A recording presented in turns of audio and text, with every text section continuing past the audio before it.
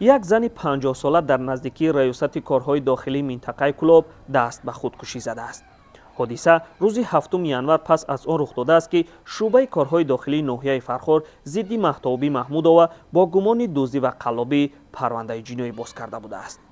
پس از نوشیدن سیرکا در نزد اداره پلیس این زن به بیمارستان رسانده شده و آنجا جان داد، میگوید یک منبع آگاه از واقعه.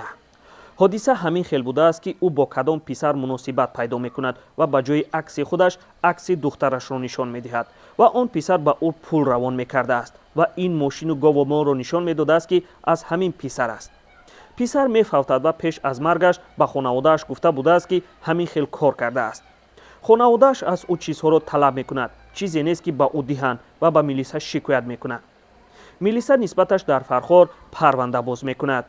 گفت یک منبع از ریاست کارهای داخلی منطقه کلوب روز 15 ینور در صحبت به رادیو آزادی در شعبه کارهای داخلی ناحیه فرخار مرگ فاجعه‌ای مهتابی محمودова را تصدیق کردند و همچنین گفتند که نسبت این ساکن دهه غلبه با 2 بند قانون کیفری دزدی و قلابی پرونده باز شده تحقیق جریان داشت. یک منبع دیگر از مقامات انتظامی منطقه کلوب که از رفت تفتیشات آگاه است در صحبت به رادیو آزادی گفت که خانواده جبر دیده از مکان مهتابی محمودова آگاه شده او را میخواهند گرفته به اداره پلیس منطقه کلوب برند تا مبلغ را برگرداند. حالا واقعه را دادستان شهری کلوب تحقیق میکند.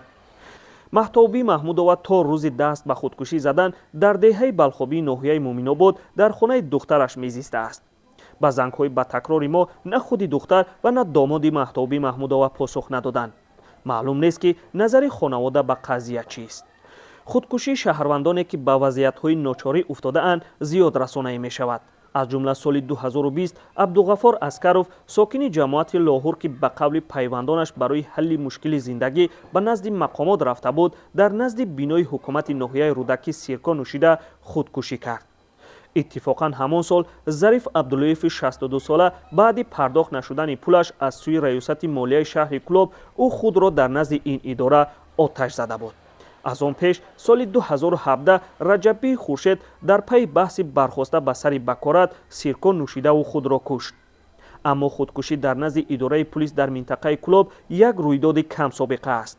معلوم نیست در پرونده مرگ فاجعه‌ای مهتابی محمودova کسی گناهکار اعلام خواهد شد یا نه.